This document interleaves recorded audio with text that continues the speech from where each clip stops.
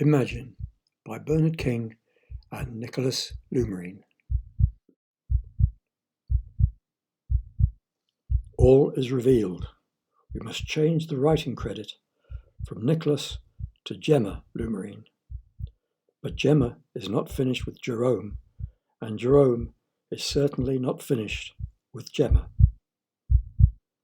Listen as sparks fly and love dies in the next episode of Imagine by Bernard King and Jemma Lumarine. Her smile was 50 miles wide. Now, isn't that funny? Everything was crumbling. His hopes, his future, his love for Jemma. As each pillar of his being collapsed, the dam, holding back his anger, cracked. He sat there dumbstruck. Each wave of emotion hit him. Rock-hard emotion, emotion that wounded, shock, disbelief, then a consuming paralysis. She took the champagne from the bucket and refilled her empty glass. You were perfect, Jerome, and behaved exactly as I had planned. Her champagne glass was lifted at him in salute. Come on, Jerome, you haven't touched your drink. His eyes travelled up the stem of the flute, between the open top of her gown, up to her grinning face.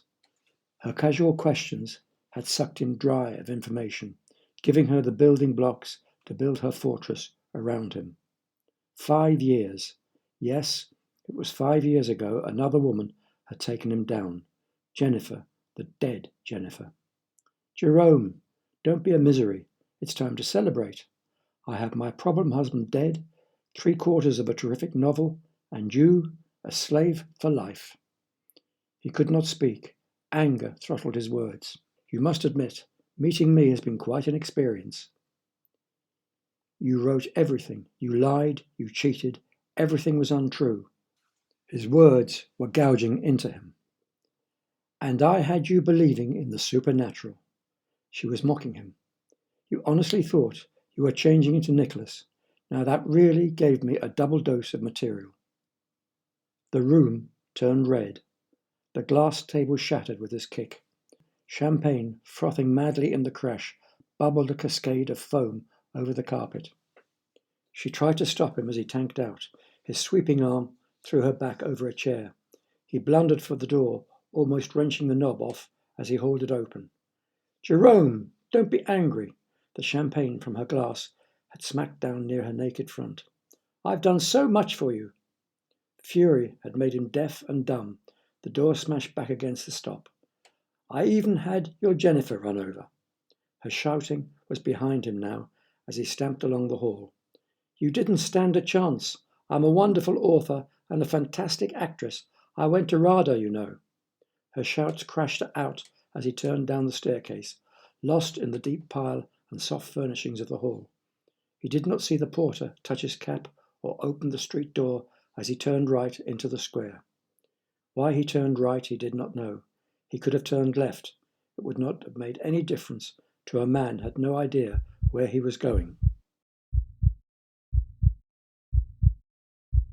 Women did these sort of things to men. The empty whiskey bottle lay sideways on the coffee table. His wife had used him and then left him when he was empty. He and the bottle were good company. He was still wearing the clothes he had worn for the dinner with Jemma 3 evenings ago. The Jemma that had used him to kill her husband and harvest material for her latest book. His hands were dirty and felt greasy. She had laughed at him. She had been laughing at him for 6 months. His foot kicked another bottle, another empty bottle, one that had been full of vodka. The scenes and incidents scrabbled like ants inside his head, each hurting, wounding, and damaging. He ached everywhere with fury. Hate for Jemma and hate for himself took turns to twist the dagger of rage to the hilt. The anticipation crap when they had first met, an experiment to see how he took orders and how far he could be pushed. He had spotted her stalker, so she had been a little bit more clever, insisting he kept his telephone on all the time. Perfect. It had acted like a criminal's tag, advertising wherever he went. It was only now, as the alcoholic fumes weakened, and allowed a semblance of constructive thought that the answer to half a year of deceit, offered itself. He would kill the bitch. He would kill her next time he met her, and she would not be able to stop him. She was so good at plotting and constructing a story, he wondered if this twist in the tale had occurred to her. Imagine is what she had written with her pen name, but now they were in real time, real life. He would get another grenade from Charlie and hand it to her the way he had handed one to her husband. The police were baffled by Nicholas's murder, as he guessed they would be. The grenade had destroyed all evidence and clues in the quarry. The case had smacked against the wall of evaporated evidence. Grenades were good. He would kill Jemma with a grenade. Of course, that's how she found Charlie. The realization arrived as he waited for his arms dealer to answer the phone. If his phone showed his position, it would tell also who he was contacting. He cut the call. She was probably still spying on him.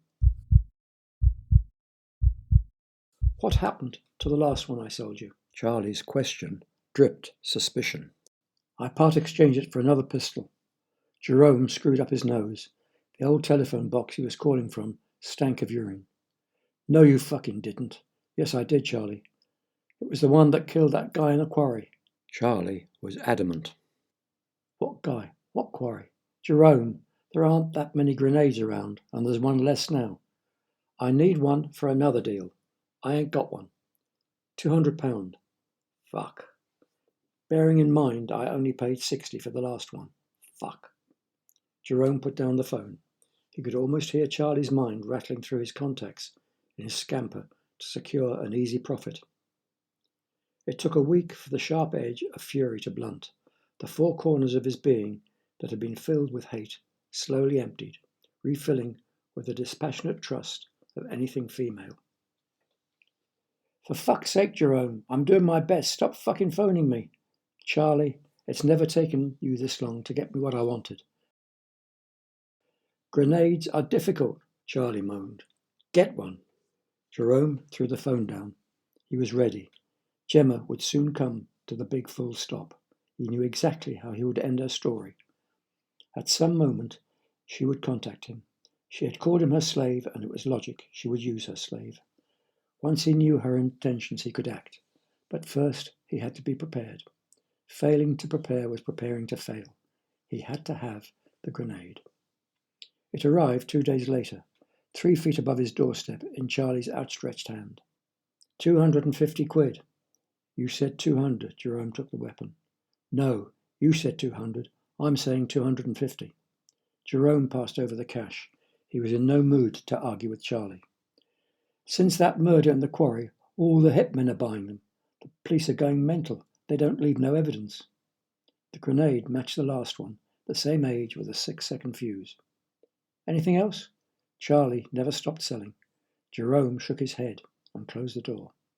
He sat on the stairs, tapping the grenade thoughtfully on one of his knees, wondering what damage Charlie could do to him. 2 murders with a grenade would have his gun runner thinking. He had not been connected to Nicholas, or rather Walter, but he had been seen with Jemma. They were 2 angles that had not been around when he disposed of Walter. Charlie's business and Charlie did not figure in the UK population. That was sufficient reason to forget angle number 1. The hotels he had stayed with Jemma, the restaurants and the business centre had all been booked in his name. Jemma, playing her game of the damaged wife, had covered her tracks before each meeting. So unless he was very unlucky, or one of life's amazing coincidences thumped itself down before him, he was as anonymous as ever. He decided not to keep the grenade in his armoury. He would keep it with him wherever he went. Jemma was quite likely to contact him when he left work and demand an immediate meeting, which could be an opportunity to use the weapon. The vodka from the fridge was ice cold and slipped down easily, freeing his mind a little from the tourniquet of bitterness that had tightened around him since Gemma's revelation. He had to admire the way she worked. It had been quite easy to deceive him over her husband. He was a non-entity, a drunken bum with more non than entity. Now Nicholas Lumarine was dead. He would pay no tax or have any of the problems of citizenship. He would also... The pause was necessary for Jerome's alcohol-late brain to grapple with a huge thought that had just swam through his alcohol-addled thinking to the few threads of his brain that could still react. Blinking away confusion, he sat slowly upright. For the first time for days, he smiled. His theory had developed halfway down the bottle of vodka, necessitating eyes squeezed shut with concentration, frightened his idea might melt away into the depths of his deadened brain. Jemma had made a God Almighty mistake.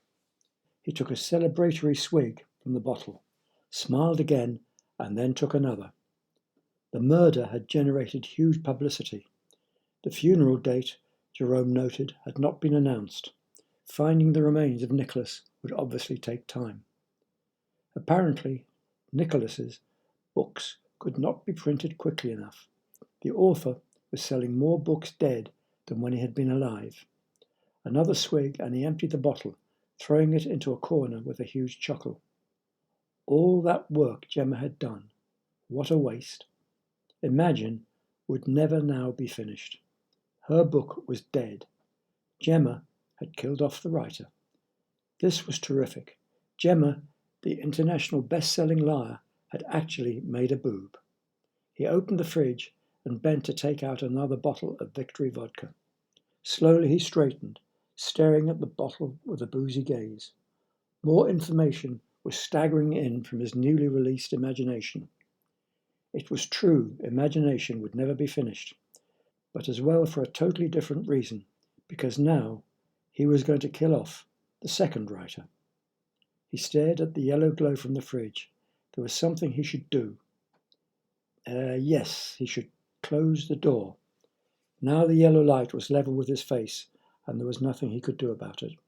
The alcohol had bubbled up, above his eyes to his brain.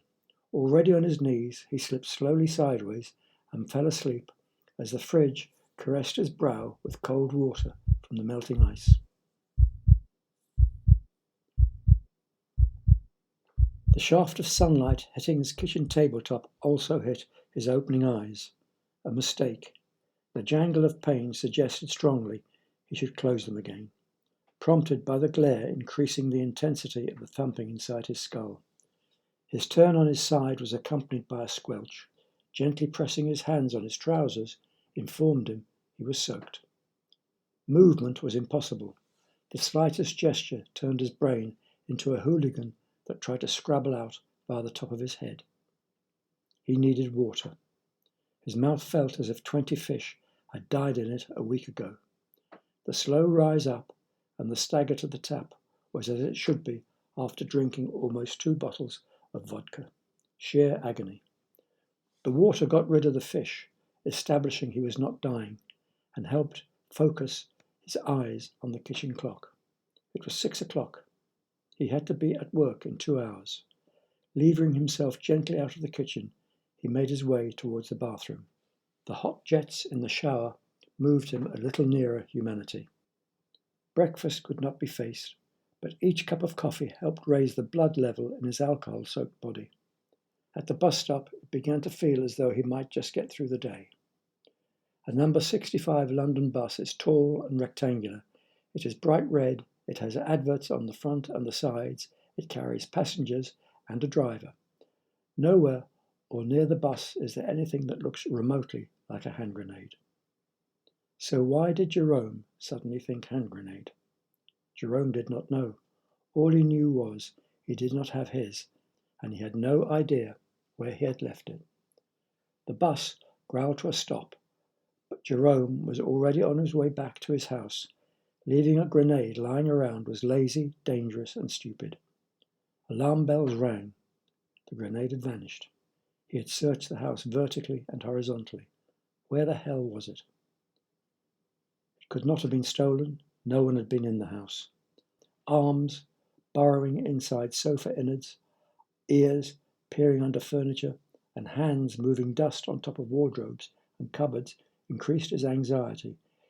In his drunken state, he had hidden the grenade from everyone. including himself.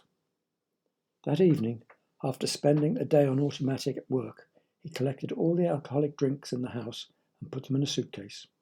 He would not drink again. Booze, bread, boobs.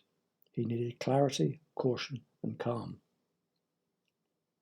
He would take the case to work tomorrow and give it to the first beggar he met. It would make the beggar's day, although he probably would never remember it. But he'd forgotten the fridge. There might be more beer and vodka chilling inside. The light came on as the door opened. There was more beer and more vodka and something even more chilling. His hand grenade rolled gently across the shelf and threw itself on the floor. Relieved, he picked it up. It would stay with him now until it was time to use it. It was strange. It did not smell as he remembered it. Was it his imagination, or did this grenade feel lighter than the last one? He sniffed the weapon. Weapons have a smell to them. Even matching pistols have their own smell. The grenade smelt dead. It smelt of nothing. It was obvious he was getting twitchy. The grenade was old. The explosive fuse and oiled mechanisms would have given up their scent years ago. He must stop digging out worries. The weapon made an unacceptable bulge in his suit pocket, so a supermarket plastic bag allowed the weapon to bang against his leg as he made his way to work. He would make a sprog for the grenade in the evening and would wear it around his waist. When Jemma called, he would be tooled up and ready. But she did not call. She went one better. She appeared. In front of him, top left on the wall, he faced. The hamburger haunt, his launch provider on Tuesdays and Thursdays, had a TV screen on each wall, and Jemma was reading from notes on all four of them. Her voice snapped his attention from his lunch to the screen. Jerome realized she was in a church. Of course she would be. Nicholas, what was left of him, was being cremated today. The clip was short, but what she was reading caused a stir in the congregation. Jerome blinked. A close-up of the nameplate on the coffin made his eyes pop. No, she wouldn't. But she had. The camera lingered on Walter Lumarine, deeply engraved in the silver plate. Walter was being exposed to the world. Could Jemma be confessing? No, she wouldn't. But she had. The glances being exchanged in the pews were mild compared to Jerome's open-mouthed gape at the screen. The cover of one of Nicholas's books appeared. A red line traced through Nicholas, and Jemma appeared above it. The piece cut to the news presenter, who excitedly explaining to the world Jemma's astonishing reveal. Astonishing to everyone except him. Jerome bitterly threw his lunch in the bin. There was no stopping the woman. She had cameras and an audience, and boy, had she used them. Now, her books would probably sell even more, with all the fans eagerly awaiting her latest, which of course would be Imagine. They would have a long wait. Jerome picked up his shopping bag. The grenade clipped his ankle, but he barely felt it. If he had anything to do with it, he would cut their anticipation as short as he possibly could. He was able to fill in the details from the news that evening. Jemma had been surrounded by cameras all day, giving tearful interviews and relating how kind her husband had been to go along with her idea of using his name, the vehicle for her deception, which was the violent adventures in her books, necessitating a man's name to carry the sales. Jerome watched, his lip curling with annoyance as Jemma manipulated interviewer after interviewer. Such a sweet man, a wonderful husband, the rock of my life. Jerome switched the TV off, disgusted by the sugar-coated lies of the grieving widow. He watched the bestsellers list for the next 2 days. Nicholas Lumarine's book sales were almost going into orbit, readers fascinated by the woman who wrote Blood and Thunder and Sex. Pre-orders for Imagine were filling the pockets of her publisher, with the movie companies outbidding each other for the film rights. Few of Lumarine's readers seemed upset by Jemma's deceit, and the publicity had attracted a huge new wedge of readers. Jemma was hot. Jemma was everywhere, and judging by the number of her books being held up in front of her face in the bus, Jemma was making another fortune. Again, she did not phone or email. Her arrival was physical.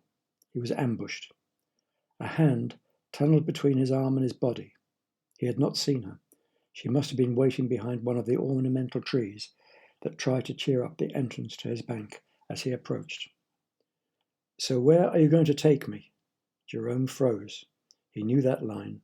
Jemma's husband had supposedly written it on page 10 of Imagine. She looked good.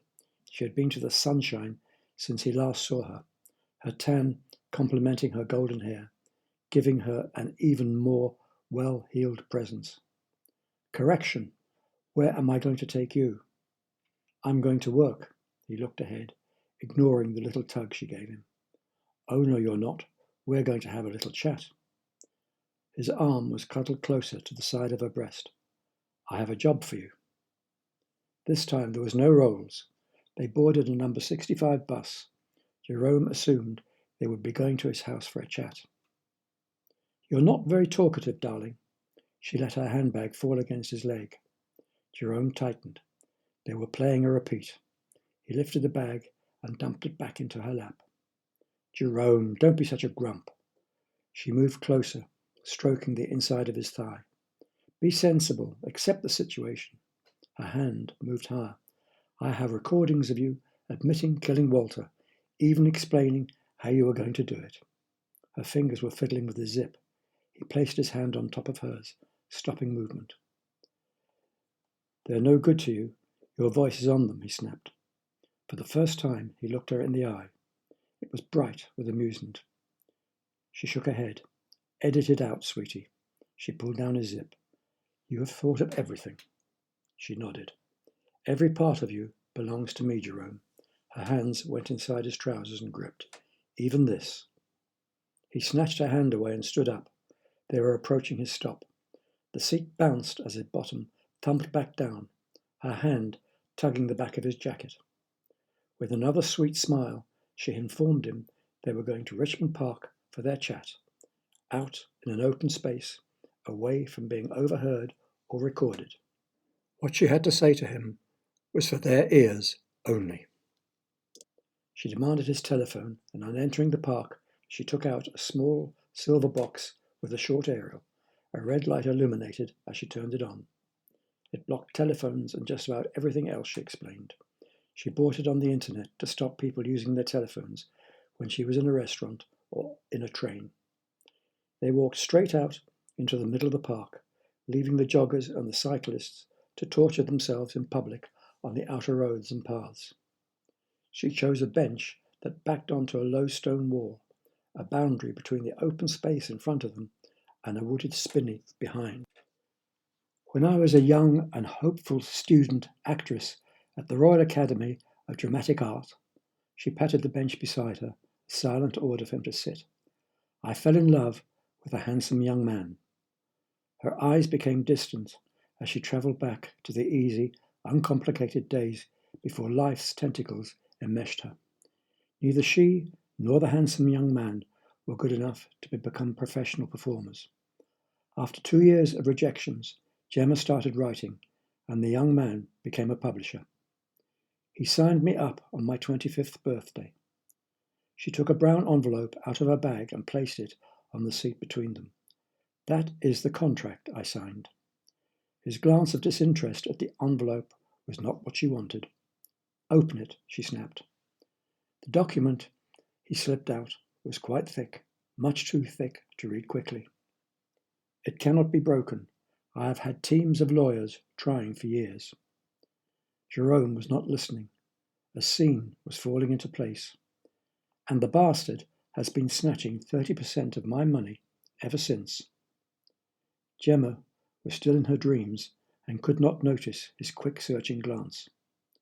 "It has got to stop, and Jerome, my sweetie, you're going to stop it." The pause cued him for an answer. His memory replayed her last words. "I'm not a lawyer," he snapped. "You don't have to be. I just want him killed." So that was it. Her plotting had gone further than her husband. Now her publisher was next in the queue. Who would be next? her accountant, her tax inspector. Jerome is trapped. He is Jemma's slave and hitman. But for how long? Listen to the next episode of Imagine.